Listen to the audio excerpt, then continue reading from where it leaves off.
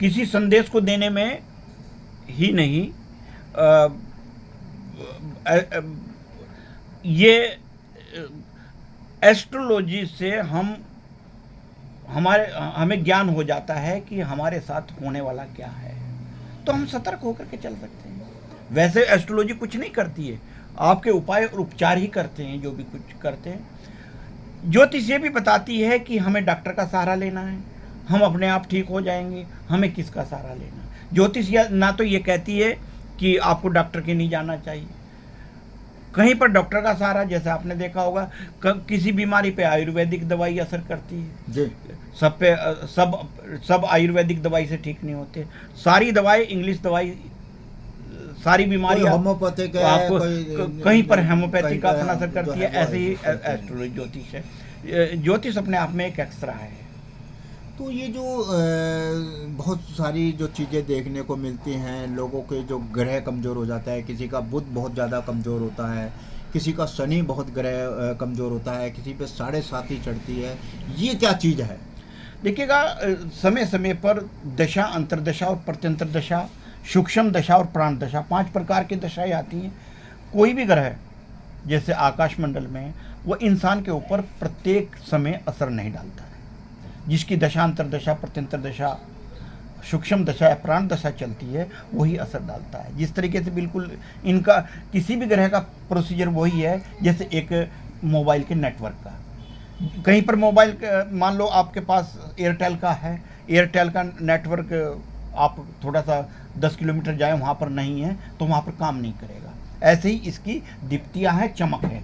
किसी ग्रह की चमक और दीप्ति, जिसको दीप्ति भी कह सकते हैं, चमक, वो ही इंसान के ऊपर असर करती है। तो एक चीज़ आती है कि भूमंडलीय है हमारे देश का जो है, वो ग्रहों के अनुसार ही चलता है फिर? देखिएगा, भूमंडल और आकाशमंडल, इन दोनों के ज्ञान को ही ज्योतिष कहते हैं।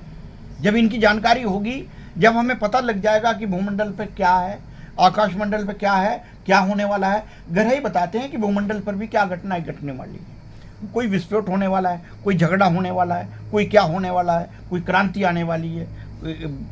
इसका आगाज जो है, जब भूमंडल के माध्यम से जब ये सारी चीज़ आती हैं, लोग जो है ग्रहण बता देते हैं, सूर्य ग्रहण बता देते हैं, सारी चीज़ बता देते हैं, तो आदमी के बारे में वो बात क्यों नहीं बता पाते? बिल्कुल आदमी के बताते साथ हैं। ये घटना घटेगी, एक ये समय और ये टाइम होता है। ज्योतिष एक चीज को लिख करके दे सकती है आपकी। यदि आपकी डेट ऑफ बर्थ और समय बिल्कुल एक्यूरेट है, तो फला फला तारीख पर आपके साथ क्या क्या घटनाएं होने वाली हैं, बिल्कुल घटेगी। वो सारे बता सकते हैं। वो सारे बता सकते हैं। आज की जो अर्थ, यहाँ तक कि यदि आपका समय बिल्कुल ठीक नोट किया हुआ है, आपका पैदा होने के समय पे, आपकी शादी का, आपके यहाँ कोई मेहमान आएगा तो किस समय आएगा, केपी पत्ती, इतनी बारीकी से सीखने की आवश्यकता है, पढ़ने की आवश्यकता है। लेकिन एस्ट्रोलॉजी को पूरा करने में कम से कम 3 साल लगते हैं। जैसे MBBS बच्चा तैयार किया जाता है, इसी तरीके से। अच्छा, हमारे जो समाज में है, कहा जाता है कि शिक्षा सबसे अनिवार्य है जी। शिक्षा के बिना हमारा जीवन अधूरा है। जब लोग शिक्षित हो जाते हैं, जब समाज के अंदर लोग पढ़ने लिखने लगते हैं, तो बहुत सारे लोग जो है वो इन चीज़ों को नहीं मानते हैं। वो कहते हैं कि वैज्ञानिक ही जो चीज़ है, और वैज्ञानिक के तौर पर ही हमें आगे बढ़ना चाहिए।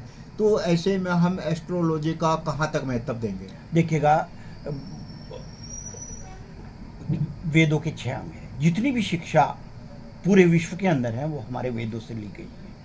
वेदों में सब कुछ है। वेदों से ही विज्ञान बना, वेदों से ही गणित बना, वेद से ही सब कुछ है। हिंदी, इंग्लिश, कल्प, वेदों के 6 अंग हैं। 6ठा अंग ज्योतिष है। ज्योतिष वेदान चक्षु जी। ज्योतिष वेदों की आंखें हैं। आज हम जो शिक्षा ले रहे हैं, वो कोई भी शिक्षा ले रहे हैं, आप हिंदी की हैं, व्याकरण पढ़ रहे हैं, लेकिन यदि आपके पास ज्योतिष नहीं आती है, तो बिल्कुल सेम ऐसे ही हैं। ज्योतिष वेदान चक्षु, ज्योतिष वेदों की आंखें। कोई शिक्षा जिस तरीके से अंधा आदमी लेता है, उसी तरीके से हम शिक्षा ले रहे हैं। जैसा आपने देखा होगा, कोई भी अंधा आदमी हारमोनियम बहुत अच्छी तरीके से बजा लेता है। गाना बहुत अच्छा गा लेता है, तो वहाँ तो उसकी प्रैक्टिस होगी ना, प्रैक्टिस हो गई। वहाँ तो प्रैक्टिस होगी, लेकिन उसका आज हम उसकी मेहनत होगी, आज जब मेहनत करेगा तो वो कर आज पाएगा। आज जितनी भी दीक्षा ले रहे हैं हम, शिक्षा जितनी भी कॉलेजों में चल रही हैं वो ज्योतिष के बिना चल रही हैं, यानी कि एक अंधे की तरह हम शिक्षा ले रहे हैं। इसलिए आपने देखा होगा कोई आईएएस पीसीएस कोई पूरा होता ही नहीं है। आईएएस पीसीएस भी अपने तलाक की लाइन में खड़ा है। नहीं तो ये शिक्षा मत मानिएगा जो आज शिक्षा दी जा रही है, वेदों के ज्योतिष के बिना जो शिक्षा दी जाती है वो बिल्कुल अंधों की तरह ली गई शिक्षा है। पूरे देश और दुनिया का ज्ञान तो किसी हर व्यक्ति को होता भी नहीं है ना, जितना उसके अंदर ज्ञान होगा उतने तो सीमित वो आगे बढ़ेगा ना। हाँ, देखिएगा, ज्ञान अलग चीज है, ज्ञान अलग चीज है, शिक्षा अलग चीज है। ज्ञान और शिक्षा में दोनों में अंतर है। ये पढ़ करके हम किताबी ज्ञान लेकर के एक सामाजिक इंसान नहीं बना जा सकता। ये आप भी देखते हैं कि जितना ज़्यादा पढ़ लेते हैं तो उनको सामाजिक ज्ञान नहीं होता।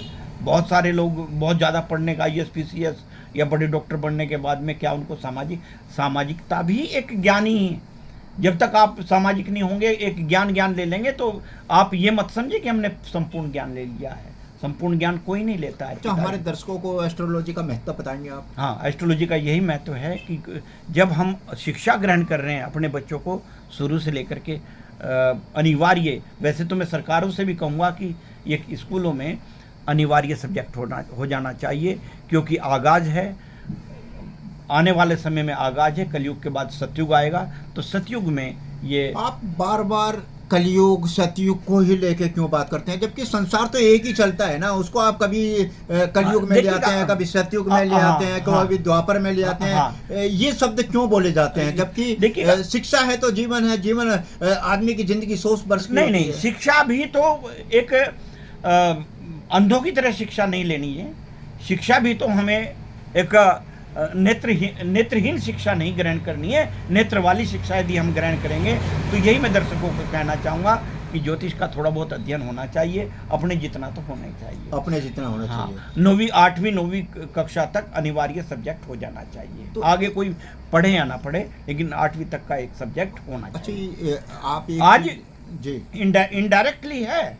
देखिएगा, 100 में से 20 क्वेश्चन जो हैं, या 20% कहिएगा, 20% आज भी भूगोल के खगोल के बारे में पूछा जाता है, चाहे आईएएस का पेपर हो चाहे किसी भी चीज़ का। लेकिन इनडायरेक्टली है, डायरेक्टली नहीं पढ़ाते हैं। डायरेक्टली इसको होना चाहिए। मैं एक सवाल आपके एस्ट्रोलॉजी से माध्यम से और भी पूछना चाहूँगा। वो ये पूछना चाहूँगा कि बहुत सारे लोग होते हैं जी, काफ़ी बीमार होते हैं, कई बार दवाइयाँ उनको काम नहीं करती हैं, तो ऐसे में क्या उपाय हो सकता है उनका? जिस सबका अलग अलग है, सबका अलग अलग है। कोई किसी ग्रह के कारण बीमार होता है, कोई किसी के कारण बीमार होता है, कोई किसी के कारण बीमार होता है।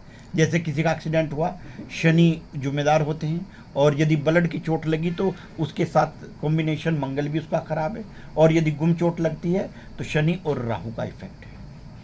अगर कन्या 7वें स्थान पर हो, कन्या राशि, जी कन्या राशि इसका वो नहीं है 7वें स्थान पर, वो तो होगी किसी न किसी पर जो है स्थान पर होगी, यानी कि चेंज होती रहती है, बदलती रहती है। बिल्कुल बिल्कुल। हमारे दर्शकों के लिए क्या कहना चाहेंगे आप? बस यही कहना चाहूँगा कि ज्योतिष का अपने जितना तो कम से कम अध्ययन करें, ताकि आप एक सुखी जीवन व्यतीत कर सकें। तो दोस्तों, ये थे हमारे बीच में गोतित राजेश पाल जी, जिन्होंने एस्ट्रोलॉजी के बारे में कुछ समाज को, हमारे दर्शकों को बारे में बताया है कि ग्रह क्या होते हैं, गोचर क्या होती हैं, राशियों पर उसका क्या प्रभाव पड़ता है, समाज में हमें किस तरीके से बचाव करना चाहिए, वास्तु दोष क्या होती है, इन सभी चीज़ों पर आज हमने चर्चा करी। आगे भी हम उनसे चर्चा करने का प्रयास करेंगे। नमस्कार, जय हिंद। नमस्कार, जय हिंद। मैं राजेंद्र कुमार, सभी